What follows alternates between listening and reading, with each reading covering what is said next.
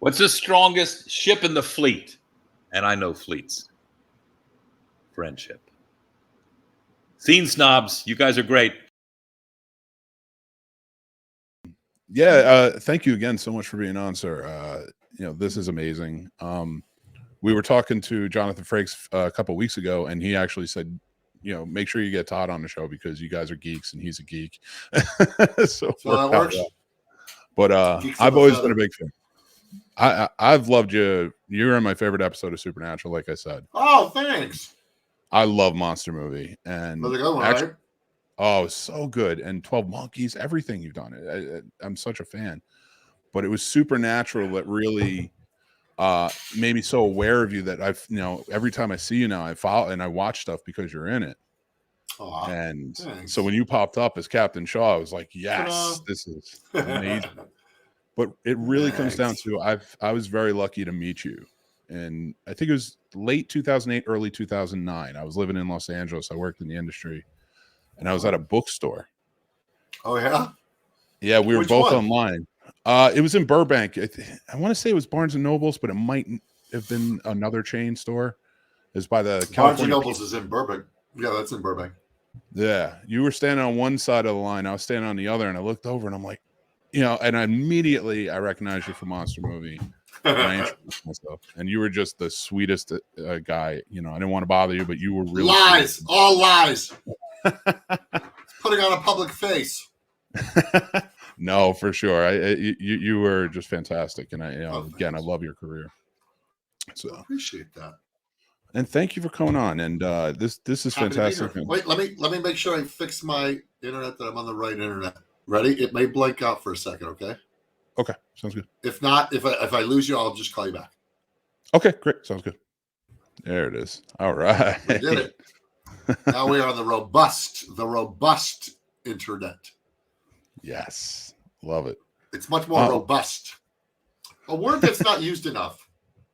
It should be. And it's actually funny you do that. Because my partner does a lot of vocal exercises before we get started on any show. And robust is a word he uses. It's a good word. Oh, absolutely. Yeah. It's just, I think I'm a little starstruck. And it's funny because I didn't get this way. Stop it. I don't know. It's just, having met you, it's coming back. You're very kind. And I'm such a big fan of what you're doing on Picard right now. Thank you. And my son wanted me to tell you, we watched Star Trek together. We watched them all. And he did. We were driving home from school. I was like, hey, I'm gonna interview Todd Stashwick. And he goes, can you tell me he's my favorite captain? Aww. And it's so, you have an 11-year-old. An 11-year-old. And we've watched them all. So, he's really into it. Even and Kirk? He wanted... Even Kirk. And we do. And I have to admit, Kirk is has one of my favorite. I love Kirk, So yeah, and I love Picard. I love everybody, but yeah, Kirk is the man of action. I've always been really a big fan. He's just so he's Kirk. He's the one that started it all. Well, Pike technically started it all. True. Kirk is Kirk's the man. And you're a big fan of Star Trek. From everything I understand, going into it, and you've been since boyhood, from the original series with Spock and Kirk and McCoy and Uhura, and Chekhov is my neighbor, and so he's actually going to come over on Thursday and watch the finale with me. I'm kind of holding off because, like I said, you're my son's favorite, but he didn't watch the last episode. He was, I know, I'm like. It's ending. So, hopefully, I'm hoping I'm seeing Shaw is perfectly fine. It's okay. I'm telling myself that in my head. Keep telling yourself that. I want to see that Star Trek legacy.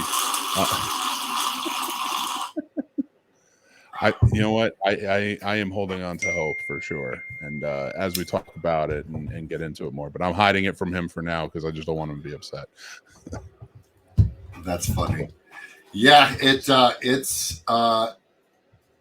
hell of a thing. It's a thing, and in terms of story arc, it's kind of gorgeous, right? Like it's they landed him in a really interesting place, I think. Yeah, and I was, it's funny. I was talking to a buddy of mine about it, and just everything they're doing this season and the parallels that they play out, like the Excelsior getting blown up by the USS Sulu, and having Shaw taken out by the Borg, especially after that amazing monologue you gave about Wolf 359. Thank you. There's some lovely verisimilitude there. It's like they've done this before. Right. Yeah, these writers are fantastic, and a lot of them were 12 Monkeys writers.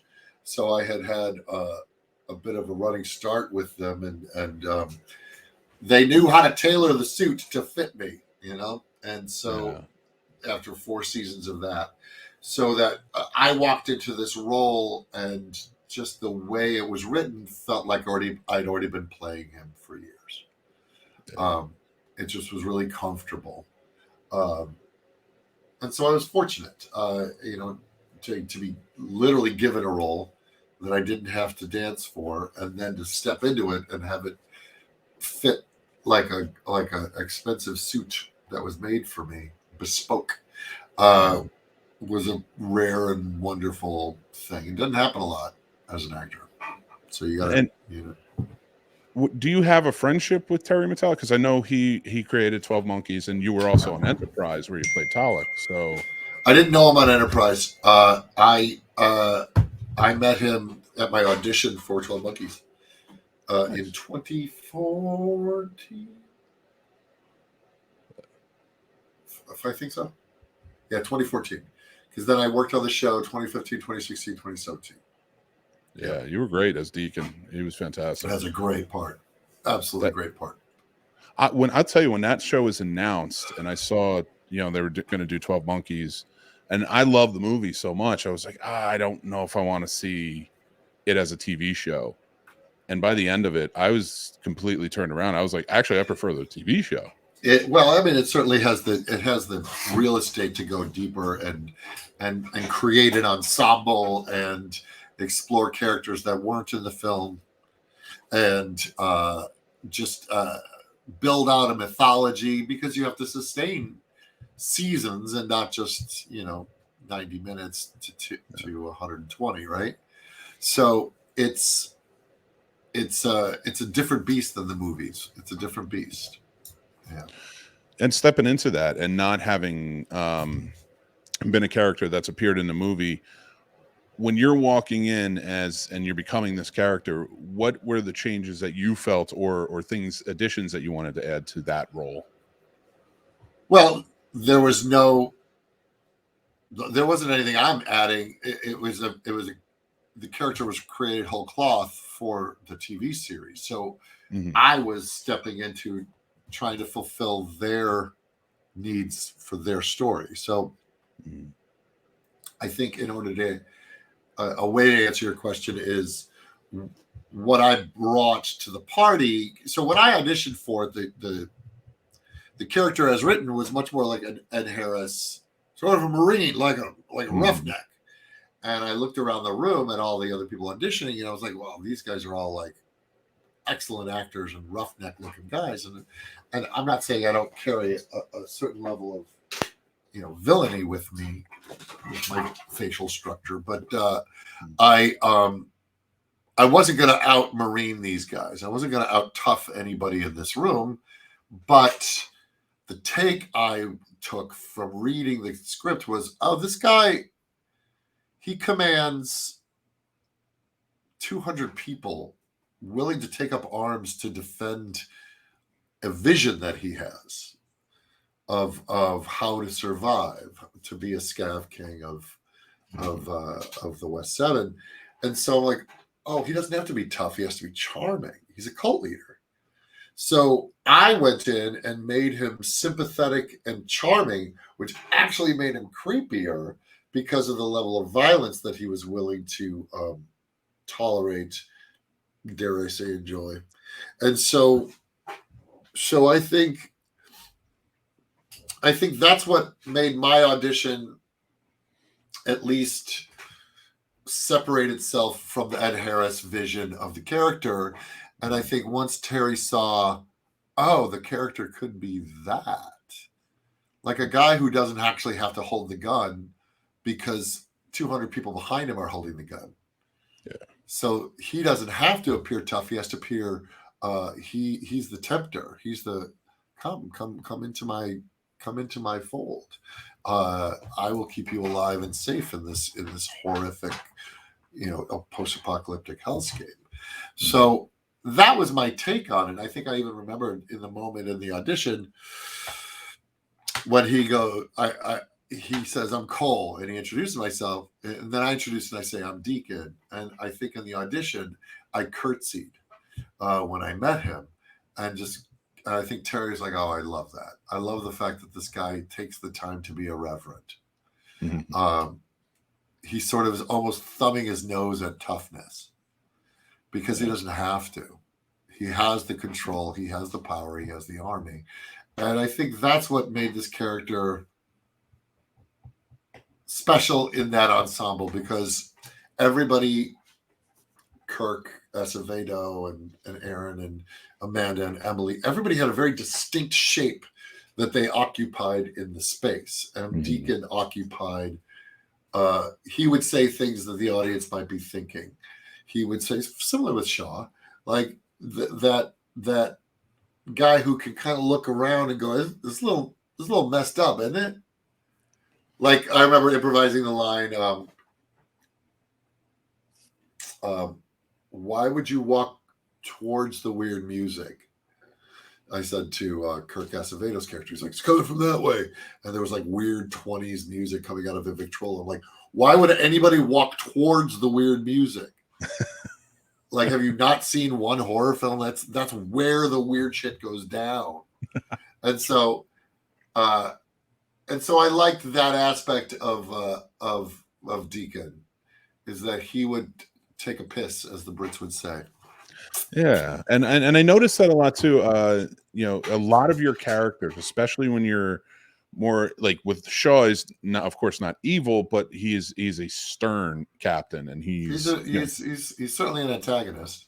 Yeah, absolutely. And at first, and then when I'm telling you, when you hear his story, it's just everything. Like, I remember watching it, and I'm like, yeah, no, I understand why he feels like I did not understand all the way up. I'm like, I don't know why Shaw's I get it. He doesn't like him because he was Borg Locutus.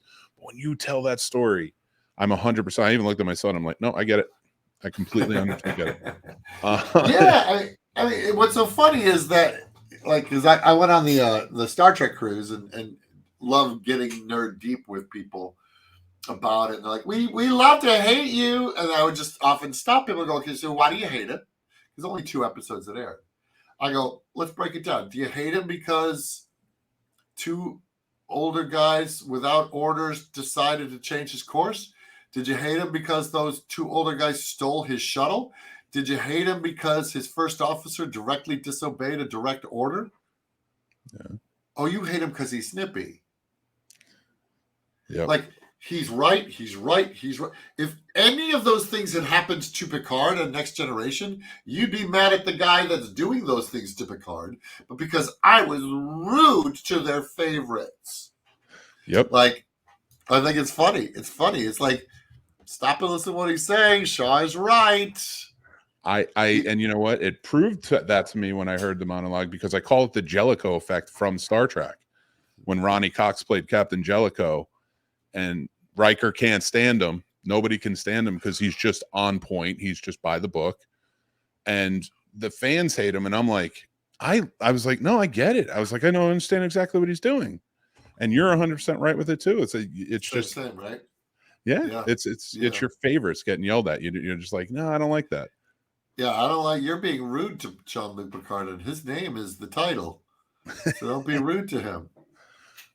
Now you've been in so many wonderful shows and movies, especially very geek oriented, sci-fi, horror. What's a genre that you prefer to play in most of the time? I mean, well, both 12 Monkeys and Picard were sci-fi, and Supernatural's horror. I haven't really done fantasy yet.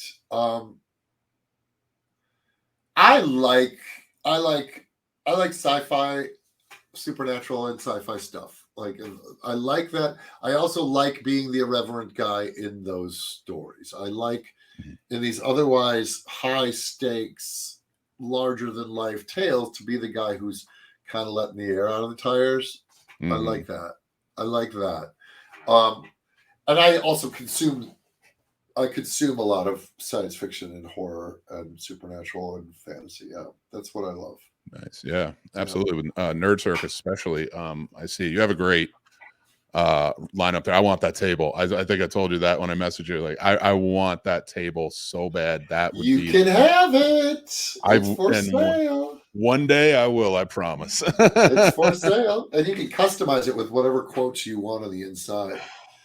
Love that. And fonts. So I have a Star Wars quote. I have a Hobbit quote. I have a Alan Watts quote, and then I have a Nerd Circus quote, and they're all in different fonts. One's in Arabesh, and so it's like a Tolkien font for the Hobbit. It's beautiful. That's fantastic. That's wonderful. And what in Mystical Libations, I was telling a friend of mine he was a former bartender, but he does a show on our channel where he makes drinks themed to movies and TV shows. That's fun. And I told him right off the bat, I was like, we got to get you this book. I was like, you should make some of these on the show. That'd be great. Yeah. And he's all that's a fun book. It was a labor of love. I have one right here. I've been selling a bunch this week signed. So nice. I have it right there. It was an absolute labor of love. And I'm so thrilled people are getting a kick out of it. Because it's functional. It's not just a book that you pick up and put down. It's functional. And it's actually what I like about it is it's on some level I am able to inform other people's D&D games, like bring this extra, like some people make minis, some people do this.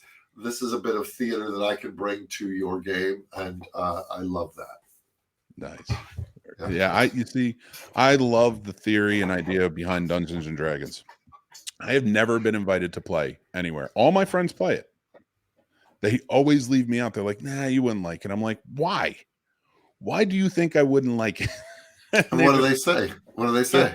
Well, it's starting from high school on, because like I played a lot of sports and stuff, but I was like, I love this stuff. I love movies. I love comic. Like, I mean, just let me in. And I guess they thought you thought you'd make fun of them? They thought I would make fun of it. And I was like, the guy who has a Star Trek Discovery poster behind him would make fun of D&D. And the Joker Funko Pop. I always say, if you want to play Dungeons and Dragons, teach yourself how to be a DM. And that way, you're the one who makes the party. You don't wait to be invited. Because there's a lot of people that go, well, I've never been invited. Just like you said, but you didn't sound like I just sounded saying it. But I go, well, why are you waiting to be invited? There are books out there that teach you how to play it, and you could run it, and then you're the one making the party. And the fun thing about being a DM is you get to play a ton of different characters as opposed to just one. You get to do combat because you're the monsters, but then you're also all the NPCs. I love that. Actually, it's a great idea. Nobody even ever said that to me. So, like, if I were to get started today and I wanted to learn how to become a DM, what's some advice you'd give me? Two things. Well, three. There's if you just want to taste it, pick up the Essentials kit. You can just get that at your local game shop, D&D Essentials kit or starter kit. And that'll have everything you need to, and you have a son, you literally, if the current Essentials kit, I think literally has a one-on-one game, one DM, one player. You could just play it with one person so that you can taste it, feel what it looks like. Then I would say, while you're reading the book on how to run a game, because I also believe it comes with an adventure and dice and character sheets and everything that you could just jump right in and play once you do the reading. I would then pull up one of the live streams, pull up a Critical Role, or actually there is a really good primer that I say, Matt Mercer and Stephen Colbert for the first Red Noses Day did a one-on-one mini adventure. And it really breaks down the mechanics of D&D in a very simple, wonderful way. The other one that I think is quite lovely is watch the Stranger Things D&D game. My buddy B. Dave Walter runs a game for some of the Stranger Things folks. And part of it is him teaching them how to play. So there's some explanation throughout, and then you also see the process of dungeon mastering. So there's some stuff out there. There's a lot of taped content, like filmed D&D content that you can then watch that will help streamed. But then just pick up the Essentials kit. I think it's like $25. Nice. You can get it at a game store. I support your local game shop. Yeah, absolutely. And then if that like appeals to you, you then go forward and go, okay, now I want the player's handbook, the Dungeon Master's Guide, and a monster manual. I want to expand my exploration into this game. But yeah, that would be the way that I would say get started. All right. Don't wait around for your friends to invite you. Throw the party. I love that. That's a great advice. That's fantastic. Thanks. And I always was, and I just took an interview like this after 25 years to find out. And I'll tell you this: once you are the DM, watch how people come out of the woodwork. I always wanted to play. No one ever invited me. Well, come to my table. I'll be the one who invites you. It becomes a very sought after skill that people want you to then do for them, and it's a great way to hang out with people, spend an evening, tell a story. Go on an adventure. The dice lend such a level of unpredictability that I literally anywhere in my house, I at an arm's length can pick up a D20. The dice lend a level of unpredictability to the event that even the DM doesn't know where the story is going to go. So you all walk away with this collective experience that night, and then you're like, oh, I can't wait till next time. It's fun. Best game in the world. Best game in the world. I'm going to do it. I'm going to get into it. You're going to see. I love it. So getting into, you started in Second City. And one thing I wanted to ask about your characters and you're still doing improv today, right? You're doing live improv. Not much. Not much. I have not performed improvisation since pre-pandemic. Oh, okay. Have you seen? Yeah. Oh yeah, out there, and you're out in LA, right? So out there, they have some good ones. Like I used to go to IO West a lot when I lived out there. Yeah. I mean, I've been to IO West. I was in IO in Chicago, and then I formed an improv group called the Doubtful Guest, and I've created an improv school called the Hot House here, and I co-created it with a bunch of people. And then I also produced a show called Mayfly. So I did a lot of improv in LA for a very long time. Cool. I don't have the bandwidth to try and sell tickets and run a theater and get a cast together. I'd rather put that energy into D&D because there's some of the similar mechanisms involved. Nice. Yeah. So when you come in and you're taking over, you're playing these different characters. Like we talked about Deke and we talked about Shaw. And we talked about that charm and charismatic nature that you have in your characters. How much would you say that improv and comedy plays into that? Because a lot of comedians are very charming people. Well, I don't think they're inseparable because those are structures on how I view theatrical interaction with other characters. Like the way I interface with a scene partner isn't really any different as an improviser than as it is as an actor, because I'm listening to what the other character is saying, I'm processing what they're saying, I'm having opinions about what they're saying, and then I'm acting on those opinions. That's no different whether I'm improvising or whether I'm doing scripted work. The only difference externally is I happen to be saying what the writer wrote. Okay. Verbally, but I'm still processing the scene with the same muscles as I would be if I was improvising. Okay. In that I'm listening first and foremost. Yeah. Now with going into after Star Trek, coming towards the end of it and opening up this whole world, even more so. I mean, this is a huge franchise with the gigantic galaxy that's being explored and more. But as we see, it's kind of pushing forward, more shows coming out. They just announced Section 31 with Michelle Yeoh today. The movie, yeah. It's very exciting stuff. For you, where would you like to see Star Trek go in the future? Like, what would you really like to see them get into more so than maybe one thing or another? That's an interesting question. Like, I mean, I think they're doing it right. I mean, I love Strange New Worlds. I enjoyed Discovery. So like, what do you mean? Like, what medium? Well, Section 31's an interesting one because they've never really, other than they've always been a presence, they've never really gone into that. And now Starfleet Academy was announced, and with Prodigy.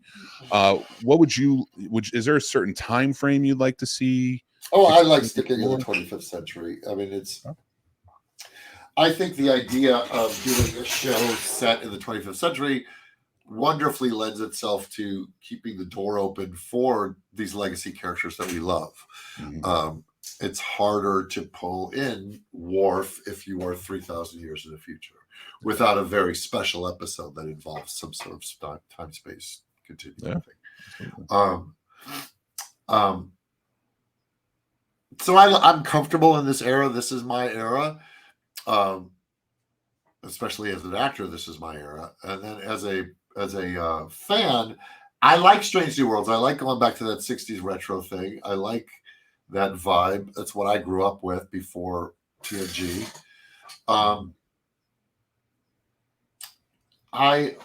think there's a lot of stories to tell. I think ultimately, if it's always about the characters and then about I love the idea that Star Trek explores deep human drama and fantastical settings, and how do we solve these challenges put before us, these fantastical challenges. How do we solve them through tolerance, patience, community, compassion, all of the good virtues, right? I always find that good. So as long as they keep telling those stories of using compassion and science to solve fantastical problems, where it's set, I don't have a dog in that fight. Yeah. And I get that, and I love that answer too, because it does really encompass. Like I show my kids Star Trek, I show my kids Doctor Who, because it has such a hopeful look to the future, and that is something. And I love Star Wars, don't get me wrong, but sometimes it can be who's your doctor? Eccleston. Great doctor. I'm a Matt Smith man myself, but I just like the fairy tale of that season. I like the and you'll see why. I like the meeting a doctor who just was on the front lines of the Time War. Like, this is a veteran. He's a veteran. And I think Eccleston, as much as it was all up here and fantastic, there was this cold streak of a man who saw things he never wants to see and he can't unsee. Yeah. And I think, like, when he goes dark, he goes darker than any of them. But there was this buoyancy, and he has my favorite line, which is, everybody lives, Rose, just this once everybody lives. That is such a great episode. The best line is the doctor dances. It's, are you back on me? It's the best. You were fantastic. And you know what? So was I. I love him. I love him. He did have some. It was such a great opening too. That whole season. Mickey the idiot. Well, his opening line, run. First time we hear from the doctor in how many years, and his opening line is run. Mickey the idiot. Yeah, I've been self-proclaimed geek for a long time. My wife didn't know what she was getting into when we met. We were dating, got married. But when we started dating, I was like, listen, there's a lot here that over our marriage, I'm sure you'll find out. But and like now she's watching Voyager. She watches other, so like she's getting into it. But Doctor Who, we watched that while we dated. And by the end of it, we were coming up on our wedding, and she was like, okay, everything, we had a TARDIS at the wedding. Our cake cutters were sonic screwdrivers. That's fun. She went all in, and I told her, I was like, you don't have to do this. You don't have to do it at all. And she goes, yes, I do. I want this. I love it. So yeah, I have a lot of Doctor Who action figures. I have a 1/6 Eccleston. Nice. I have a lot of Doctor Who toys. Anything else here? No, I have my TARDIS here. And this is a USB hub. So when you plug it in, it ooey-ooeys. That is, it's Xenos. Yeah. That's a great little button here. When you push it, it goes. So good. Yeah, I keep my one back there. I have one in, I think, every room of this house because of my wife. I have a Dalek. A Dalek that's about that big. Yeah. Nice. When did you start your collecting? And what is something you 1974. Nice. Very nice. I gravitate towards I love the Mego action figures. Oh yeah. From the 70s. I love those. So I have a bunch of Star Trek ones, and I have a bunch of Planet of the Apes, and then a few I think I have like Green Goblin and Spider-Man. Very cool. Then I love all of the 70s, 80s Star Wars stuff. Just before I don't think I collected anything from Jedi. I think at that point I was kind of outgrowing my toy collection. Okay. Then of course it started up again when it became nostalgia collecting. Yeah. Absolutely. But I gravitate towards Star Wars. I gravitate towards Batman, a lot of Batman. Nice. A lot of Batman. And what's your favorite rendition of the costume for Batman? Mine's the blue and gray with the yellow and black emblem. Like in the comics? Yeah. And any in movies, comics, TV. Well, like to me, like Denny O'Neil's Batman is the very is the look what I picture Batman comics. In the films, I think I liked Affleck's costume the most. Mm-hmm. The Dark Knight look. It did not feel like a tech suit, like an assault suit. It felt comic booky. It felt like fabric, and he could move his head, and it just was. It was that Frank Miller look, and I really dug that. Yeah. I mean, the Keaton one, he couldn't look around. I like Pattinson's a lot. That costume's pretty darn great. Yeah, it's very tactical but not. It's very so like the sort of the leathery kind of Halloween mask look. I love it. Is in the Rose Gallery, is there anybody you would love to play? Lobo. That's a great one. He's more of a Superman villain. Yeah, Lobo. In the Gotham verse, well, I played Black Mask on Gotham. Yeah. That was fun because actually, I was in Gotham City. It was cool. Yeah, that was a great show too. You did. And I got to be at Arkham Asylum, which was really cool. And that was shut up in Baltimore, right? Because my buddy was a buddy of mine had a New York City. Was it New York City? I don't know why I thought Baltimore for some reason. Silver Cup Studios in New York City. Beautiful. Other Batman villains that I would like to play, like deep cut stuff. I haven't seen Professor Pig on screen yet. That would be a good one. Fun. I don't know if I'm the one who cast as that. I mean, look, if I was going to play a Batman villain now, I'd play Hush. That's a good one. Right? I mean, yeah, I'd play Hush. And I think that would work really well. And I'd love to see. I'd love to see. He's kind of a Bruce Wayne doppelganger. Yeah, oh for sure. But I really appreciate this with everything, and you coming on here and talking to us, and talking nerdy with you. I love that. I love all day long. I can talk nerdy, but I know you had a short period of time. I don't want to keep you too long, and I appreciate you coming on. My pleasure. Can I ask one question? You got it. Out of all of them, you can't pick yours. Can't pick yours. But out of all the Star Trek ships, what's your favorite? Oh, do I have one in here? Hang on, I'm just trying to think. They might be in the other room. The 1701. The original? The first one. Nice. The first one, yeah. Yeah, that's my favorite too. I mean, yeah. I mean, without any letter designation. I mean, it's the cheapest looking one, clearly, but I just such affection for it. Like it just makes my heart sing. And then the ones from like the motion picture and Wrath of Khan, like the kind where they started beefing them up and bringing much more modern sensibility, but that ultimately, and look, what Terry did with the refit of the Neo Constitution class with the Titan, he's certainly tipping his hat to where his heart is, and having that design be the hero ship for Picard season 3, and it looks a lot like Kirk's. It does. Yeah.